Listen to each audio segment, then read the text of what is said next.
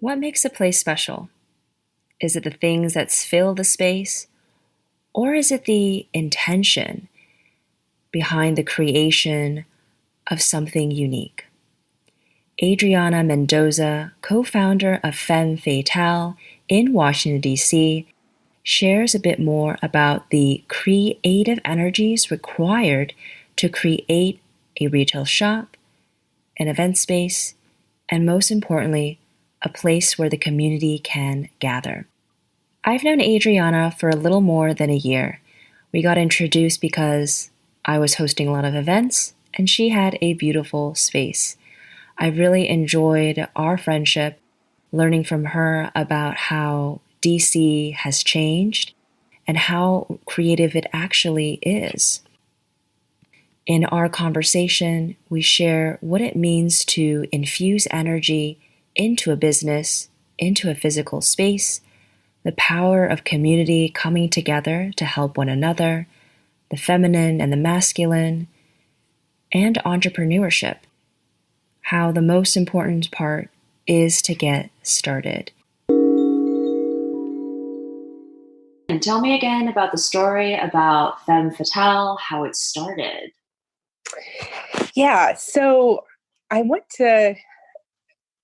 think one of my favorite ways to start out the story is if you were to go to our website and were to look under our story, I love this small summary of, the very beginning, and then I'll go further into that. But it reads, Chapter 1, Coming Together became building together. Before becoming a brand, we were a movement of women coming together, carving out room for their ideas, their bodies, and their communities. By women, for women. Cultivating connection across the district, we gathered, we played, we chilled, and we hustled. I think that really embodies, the very start of Femme Fatale D.C. And what it was all about. It really was at that time in 2016, October 2016, it was a movement. And it actually wasn't even a conceptualized movement, right? It began in October 31st, 2016, as a Halloween party. And the name Femme Fatale was not even in existence. And so it was a gathering of women to come together in a space just to connect and really vibe off of each other's energies. And, after that party, there were women coming up and asking, like, when is the next event? When is the next party? And it was like, wow, so this is actually really needed. Not only was it something that we needed, but it was something that other women needed. They needed space to really be vulnerable and let their guards down.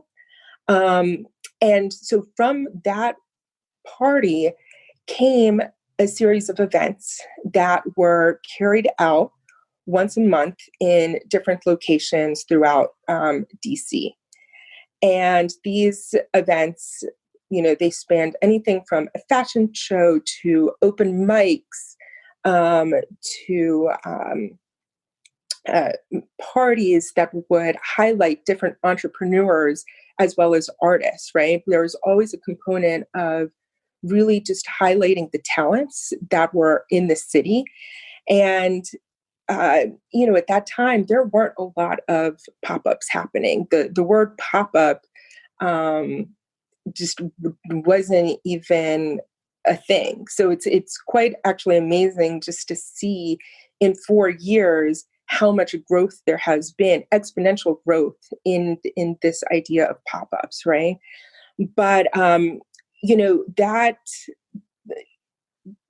whole concept of moving around to different places in DC for about 3 months, it was great, but there were a lot of challenges, right? Especially because these parties and these events were all women centered. And so the idea of having cis men there, that just wasn't, I mean, that was not a thing for our events. And in a lot of these venues, there were, you know, men there that would really fight against what the mission was at that time. And there were just a lot of confrontations that really started to make us think, like, well, what would it be like if we had our own space, right? Like, what if we were able to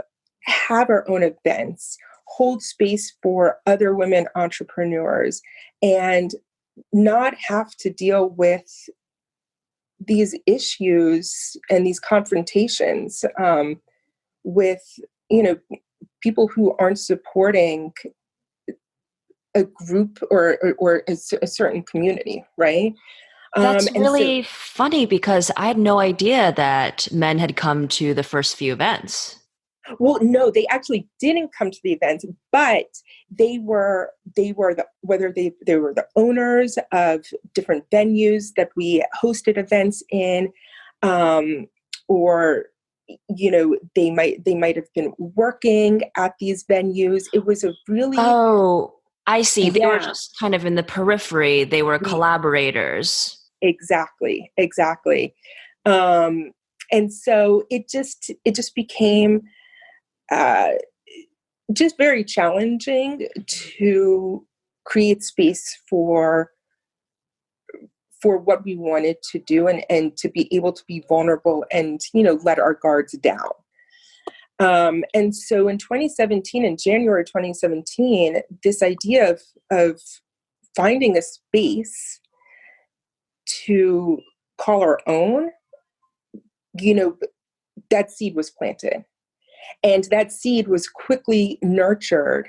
And, you know, what happened was in 3 months, it really finding space was all a matter of, you know, cold calling, cold emails, you know, reaching out to different building owners, whether it was finding, you know, a building on the street with a phone number and calling. Um, and that's really, everybody always wonders, like, how do you do it? How do you find space? And it really is that simple.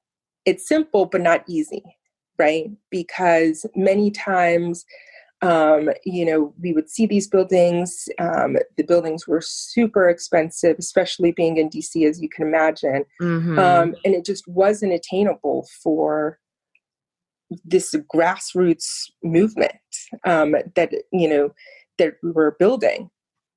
So, again, with dedication, and just consistency, by March we had secured a space, our first,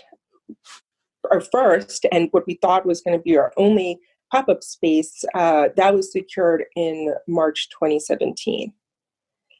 And so that began our journey of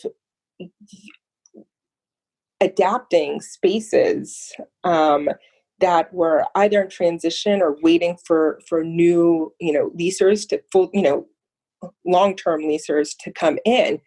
And we didn't, we had no clue what we were in for. Again, this was, we were, you know, thinking this is going to be a one-time pop-up. We're going to do it for 3 months, right? So the idea was to do it, from May to July, and then that was it. There was no plan afterwards of what was going to happen. Um, and, you know, that time to get the space ready, that kind of set the stage for how we operate in general, right? And what that is different women come together using the skills and their resources, to build something, you know, something that we will all benefit from. And so this pop up, this first pop up, the idea was like, again, as I mentioned before, we had always had entrepreneurs and we were always showcasing creatives, and what they're working on and what their what their passions are, and they're allowed to express that, right? And so we were putting that into the space. Um, and this space came together within a month, right? So it was literally a blank space, as all of our spaces are. They're blank spaces, blank canvases. Um, and the community began, right? We started out with, at the first pop-up, we had uh, 10 entrepreneurs that, each rented a set of spaces, about whether it was 5 by 10 or 10 by 10 spaces. Um, it, they were almost like stalls in a market. So like everybody had their own section, and um, we were all required to be there, right? So if at that time we had no staff, we had no POS system, right? Like we were the staff. We had to be there, and that really helped build this sense of community and that energy that, when you walk into a Femme Fatale D.C. pop-up, you feel that energy.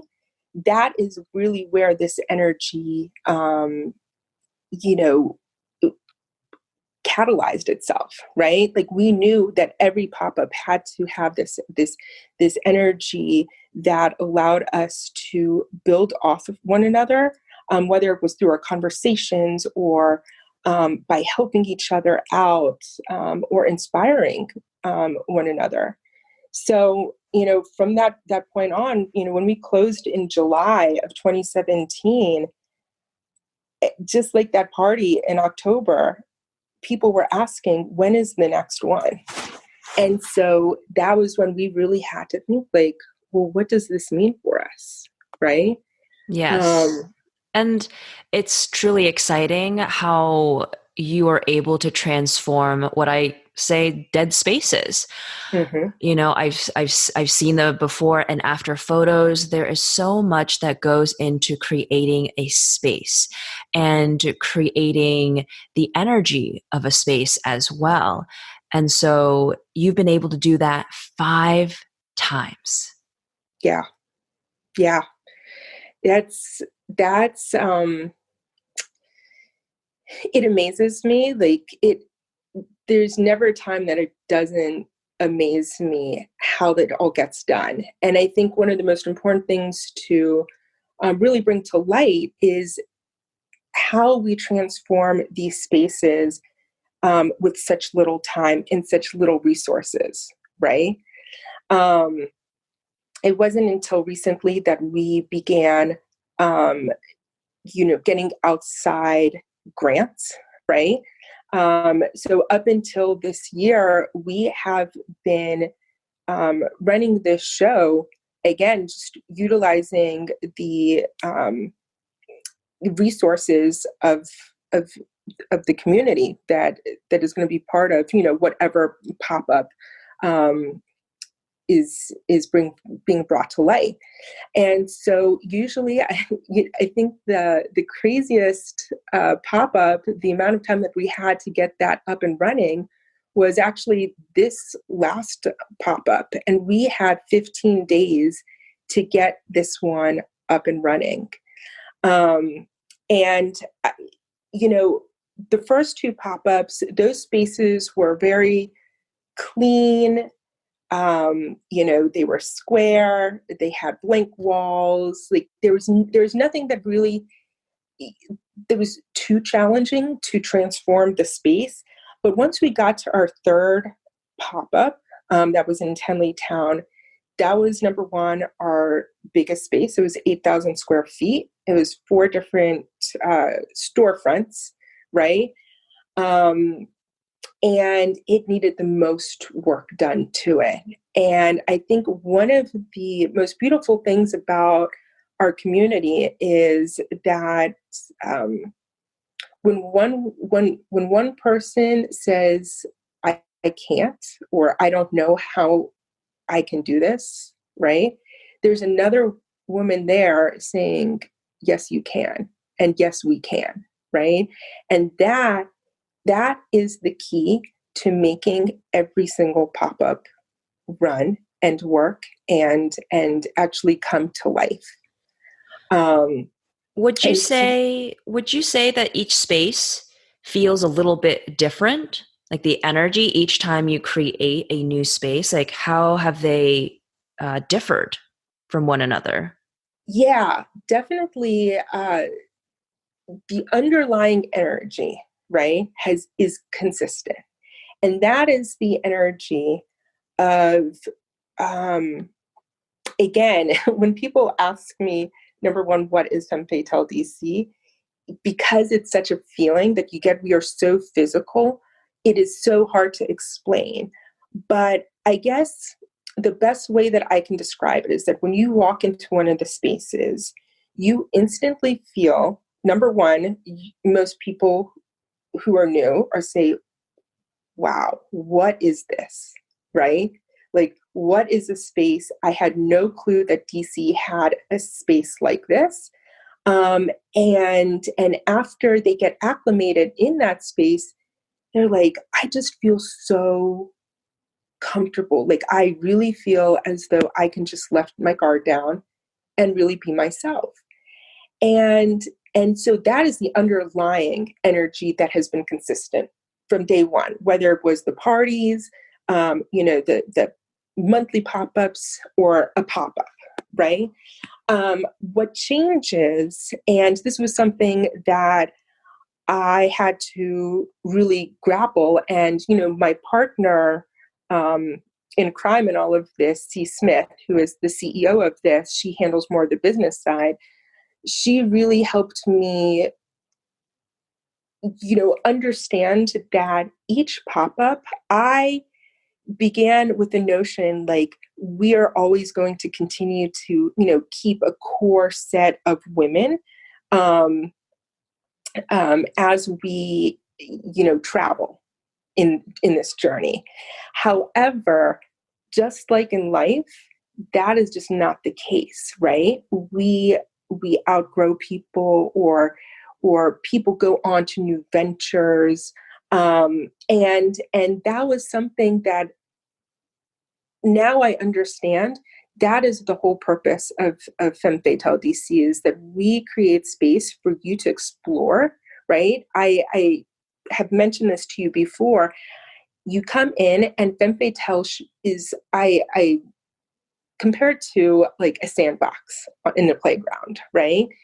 You come into this space and you get to explore yourself. You get to explore other people, what they have to offer, and you get to really experiment. Like, that's what it's all about. And that is the energy that is consistent. But what changes is the people. And so because the people change, so do the dynamics, right? And so in that sense, that is what changes. But other than that, that energy of being able to be, feel vulnerable and feel comfortable in that, and to be able to express yourself, and know that others are, are reflections of you. And that is, I think that's what people can consistently say is the beauty and that magic that we always talk about, that is Femme Fatale DC, right? Yes, it's so true. And, for some of the listeners that aren't as familiar with the word energy, we use it a lot. It's a feeling, Mm-hmm. it's a vibe, but ultimately it's how you are feeling, especially during the creation process. And Yeah, so you are able to create something with others because you've set the intention that you want this to be a safe space, exactly. a creative place. And it truly does feel like that. For those who haven't visited a location, and their most recent one, when you walk in, it's truly a treasure trove. It's very cozy. And everywhere you look, there is something that you want to buy. Hmm. Yep. Yep. And it's funny because recently, um, I guess it depends on the space, but the intention is always to make the space um, embody home, right?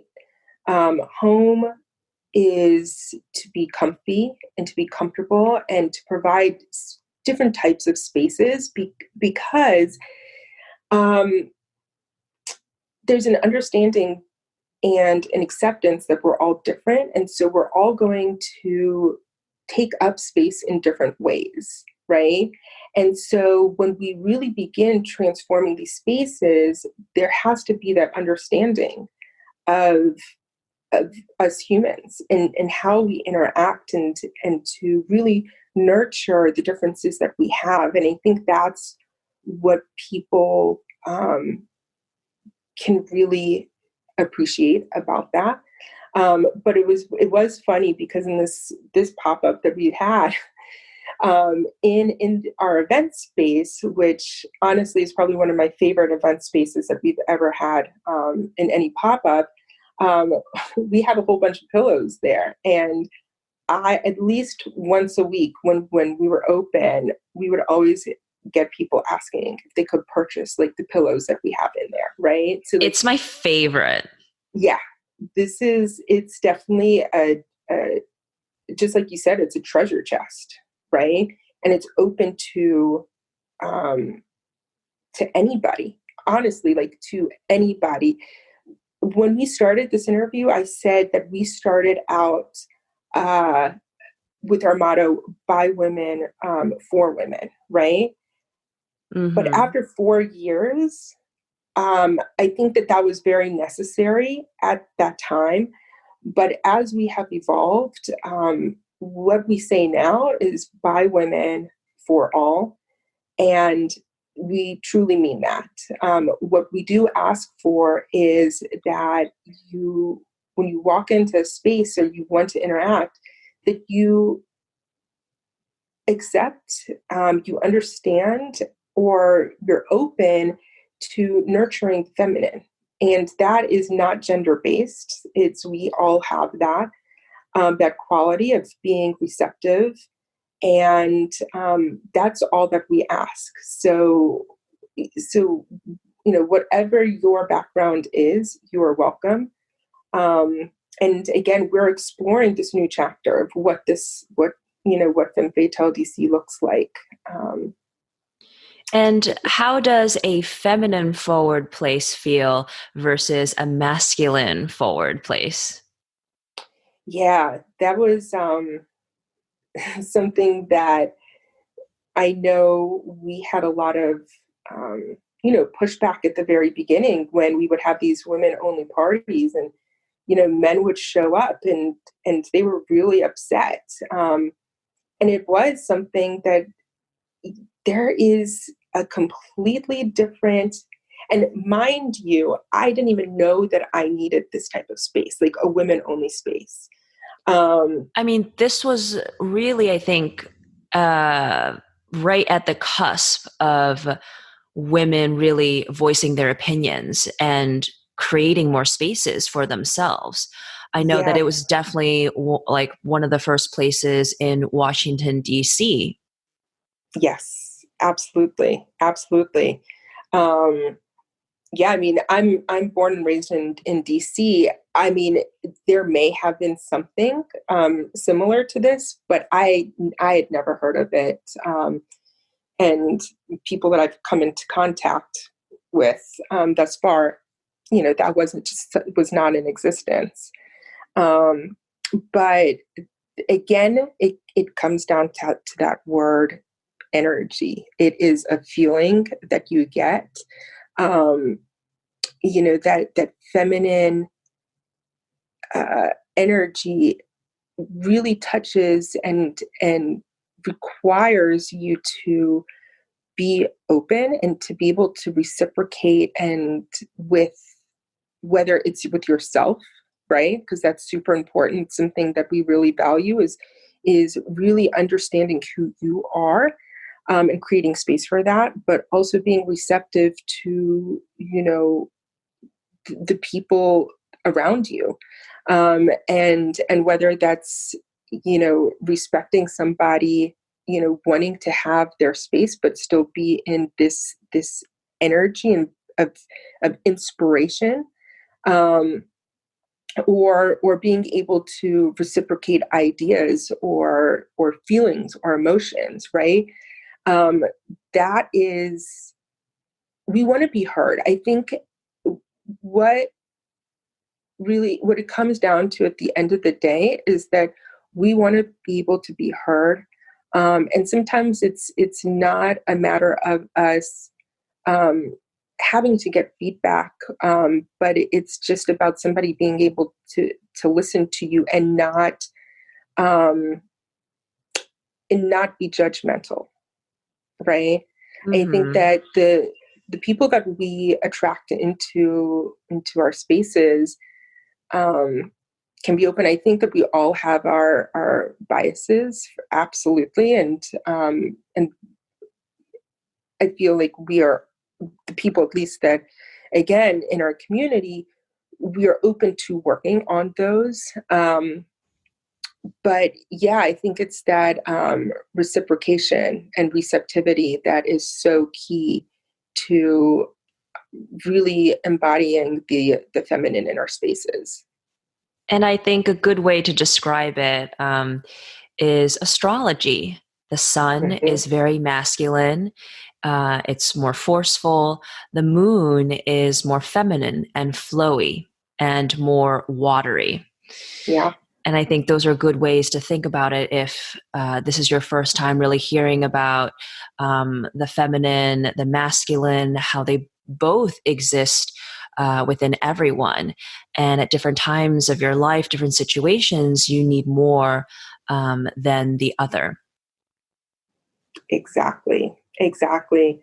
And as you know, and you've had, you've definitely had events in the space, but the sun and the moon, and just the way that the cosmos, um, just the dynamic with nature, and as we are nature, is we really understand that, right? That is us. And we understand that the importance of working with those cycles.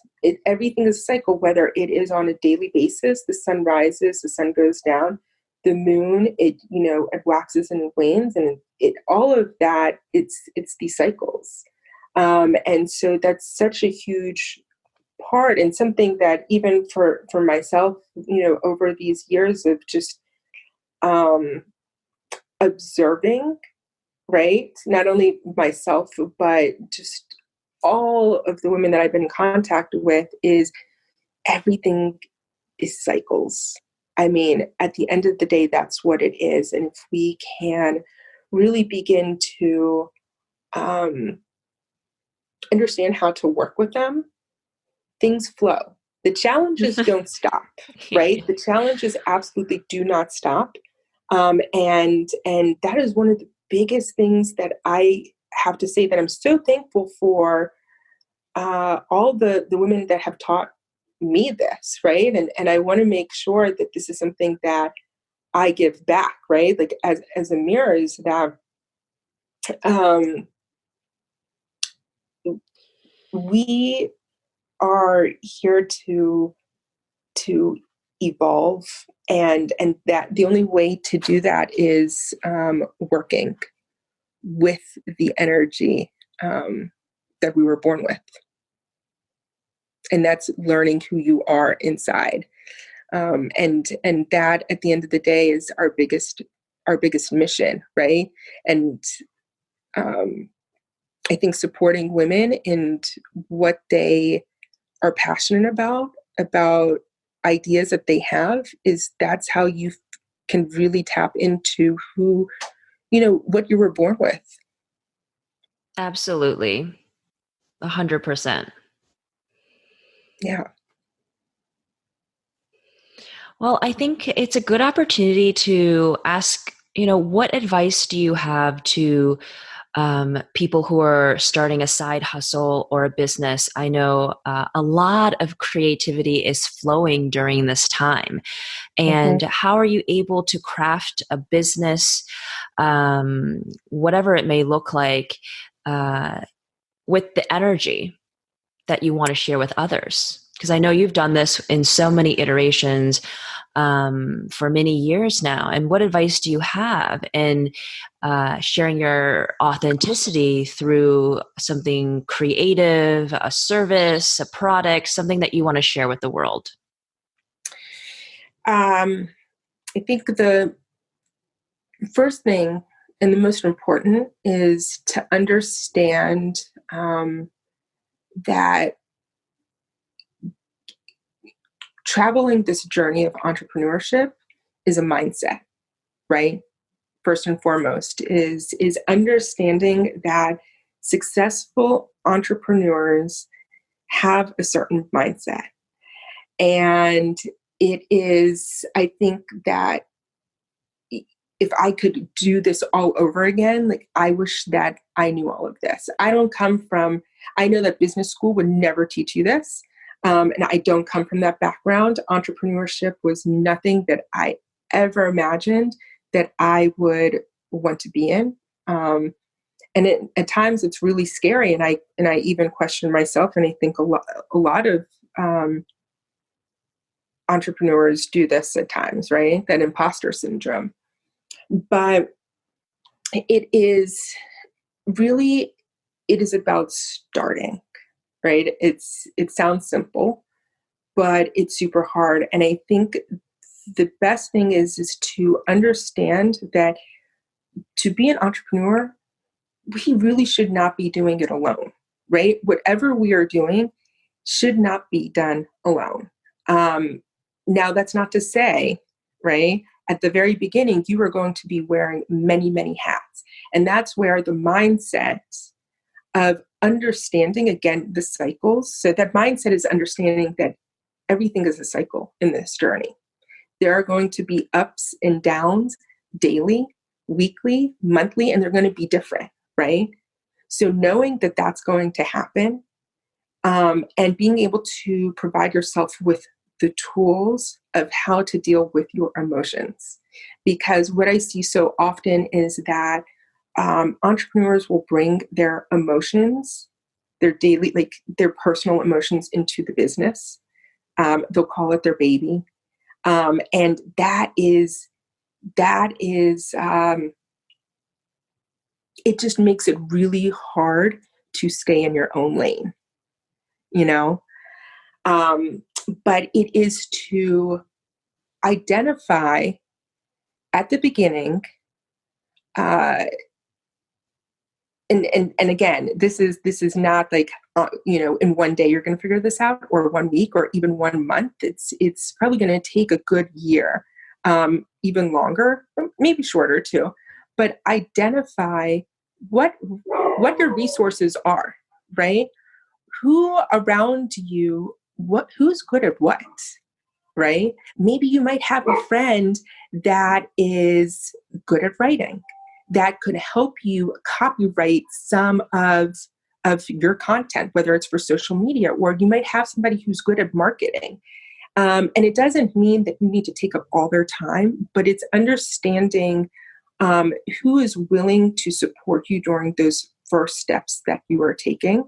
And then also being very open and receptive to what it is that you like doing, right? In that year, you're going to find out, with all the hats that you're wearing, what you really don't like to do, or things that you really love to do, right? And that's when you're going to start identifying things that you would like to outsource. And at the first year, you might not even have enough revenue to outsource things, but you can be creative. And that's what Femme Fatale DC, that's really about what it is to um, know that there's resources out there, even if it's just a conversation, right?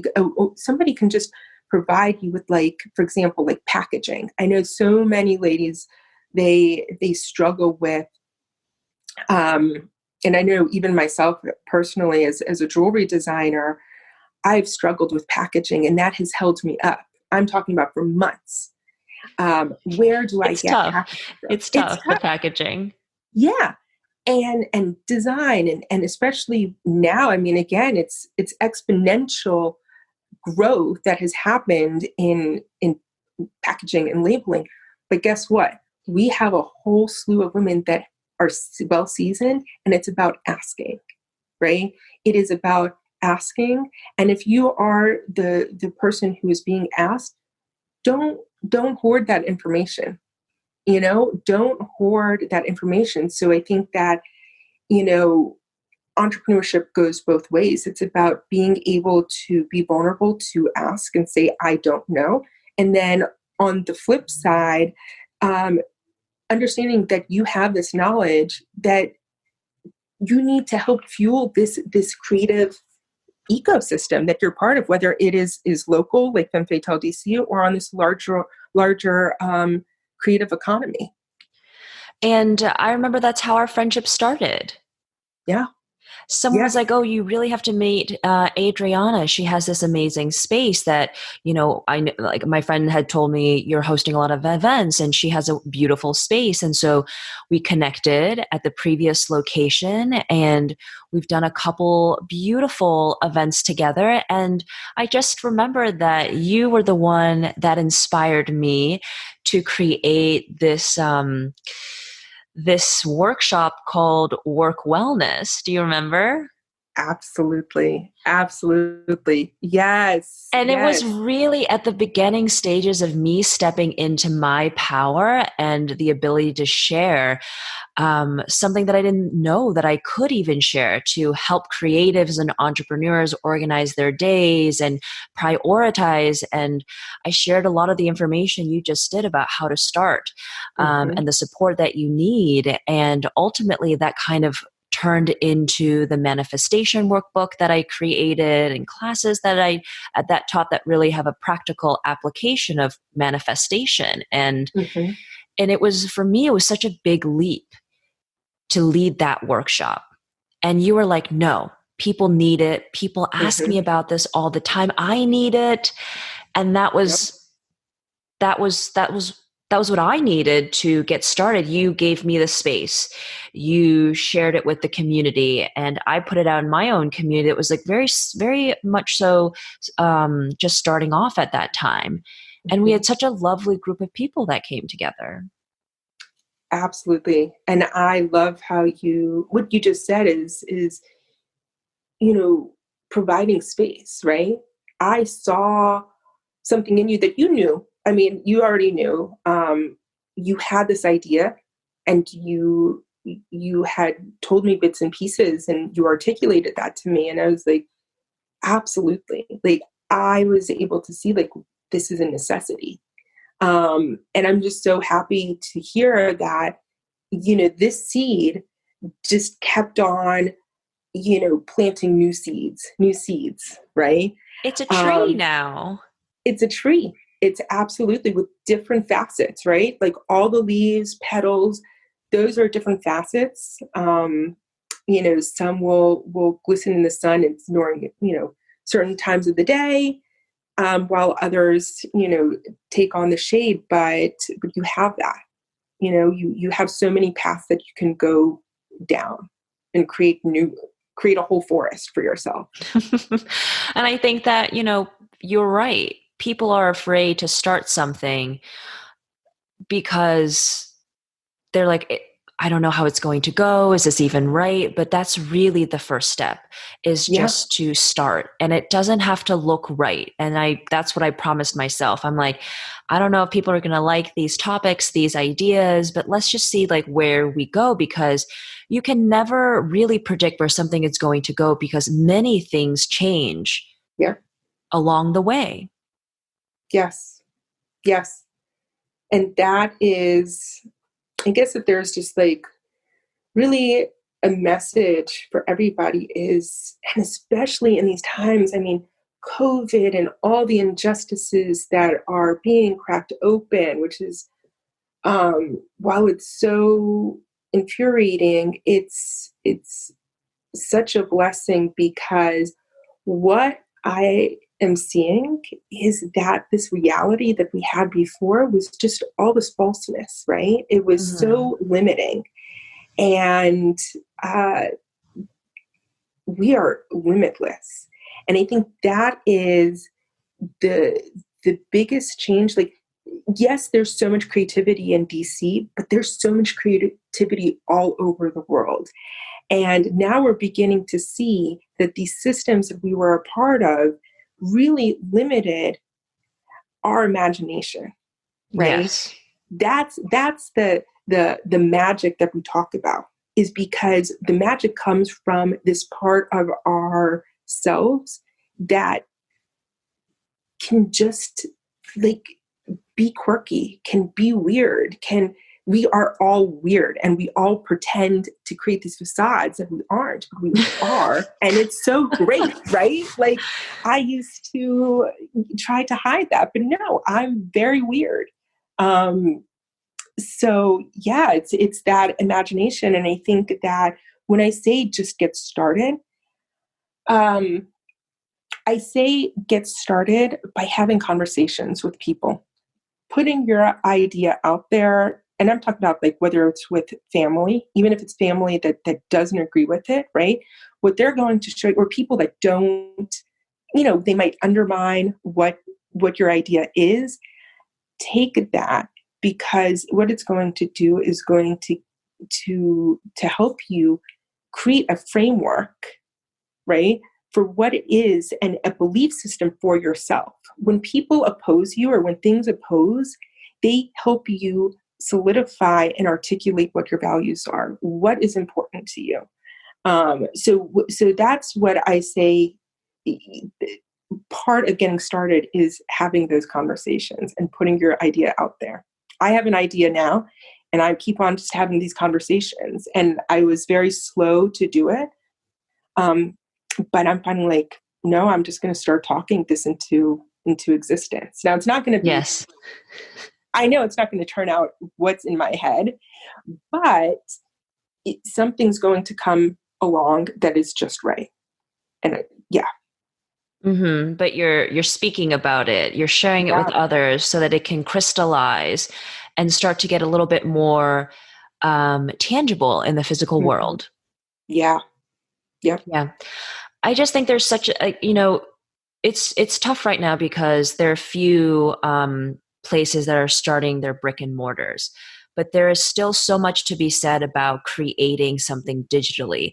You can still infuse your energy, your intention of creating community or whatever it may be in the thing that you're creating and sharing online. I know that I have moved everything online. I started a monthly membership, and my intention is to provide that community, that knowledge, the insights, and the support needed for people to progress on their spiritual path, in a lighthearted way, in a fun way, meeting other people. Mm-hmm. Yep. You Yep. can still feel it. Absolutely. Absolutely. And I know, I mean, yeah, this is a whole new, playing field for all of us. Definitely, it's something. It's a challenge for FFDC, because we were built on creating these physical connections, right, and that energy, and so just like a lot of these women that are new to this journey of entrepreneurship, this is new for us. And so nothing is ever set in stone. We're always experimenting. We're always playing and figuring things out, and seeing what is the best move for us. And so, yeah, taking things virtually and creating that energy, I think is, um, something that we are definitely sprinting towards. I mean, we have the online shop now, which was, again, Big when lift. Big yeah, lift.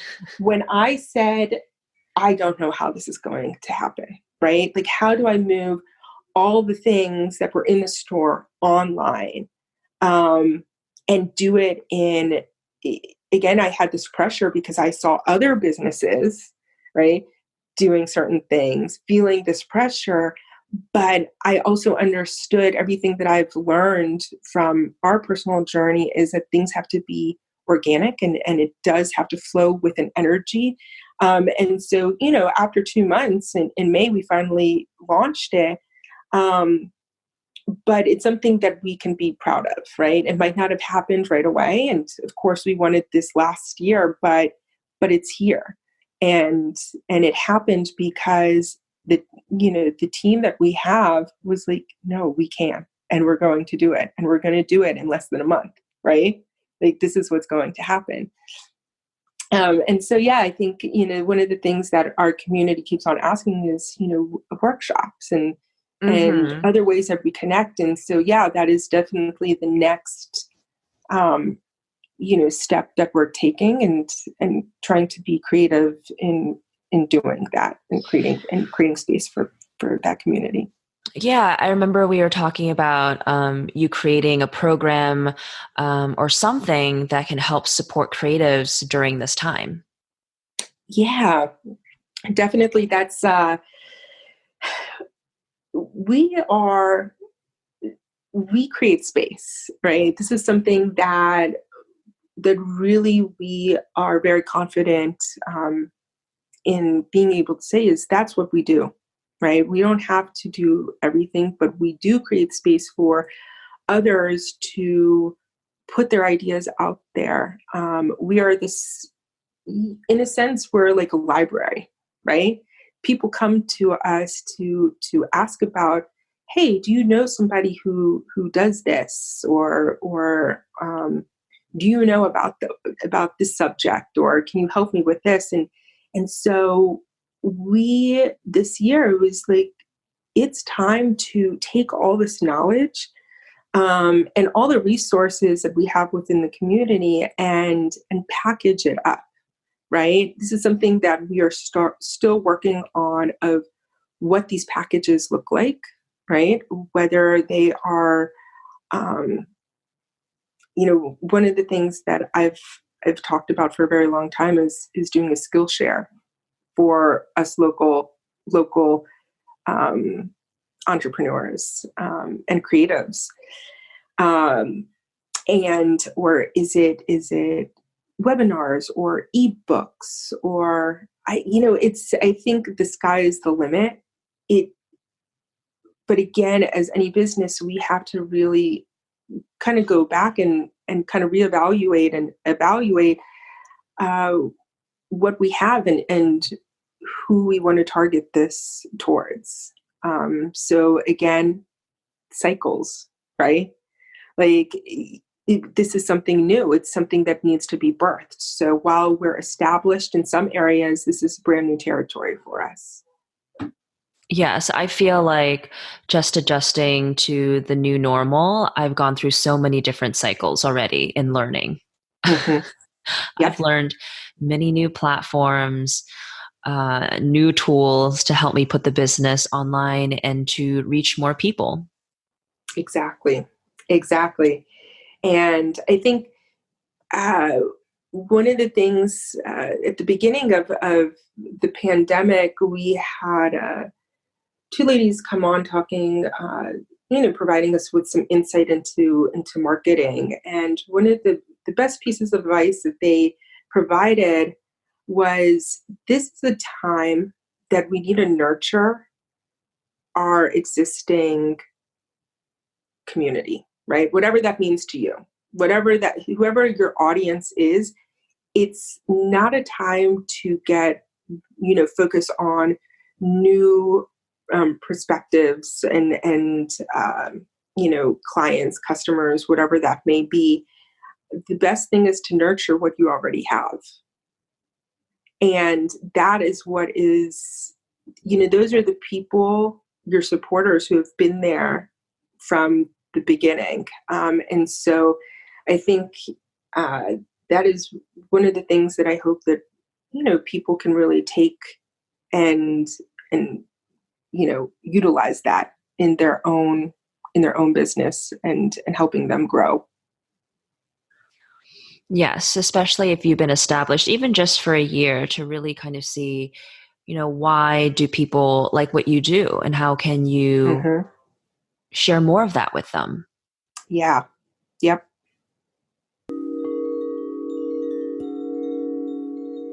You may know that Woo Woo Company is actually my third entrepreneurial venture. And to be honest, it's the one that I care the most about. And I've loved building it, creating it, and sharing it with others. One of the most important things that I've learned is the power of community. How there are so many people who will lift you up and help you once you set an intention out into the world, an intention to create something, to serve, and to share something special with others. Adriana is one of those people that has helped me in my journey, and I know I've done the same for her. It's through friendships like these that truly make a difference in a business. If you're looking to start something of your own, whether just for fun or an extra income stream, know that the first step is to start and then see where things take you. For this episode's workbook, there are some prompts and guides on how to infuse a specific energy into a business, and also how to be more mindful of what you are sharing based on the energy that you are currently carrying. I'd love to know what creative ventures you are starting or you've started. Always feel free to connect with me via Instagram at WOOWOOCO. Do you have a friend that wants to start a business or do something creative? Share this episode with them. And if you enjoy this podcast, give it a 5-star rating. For those who haven't joined the monthly membership yet, you can join any time of the month. Even if you miss a workshop, you'll still get the recording. This monthly membership is filled with wonderful events, meditations, workbooks.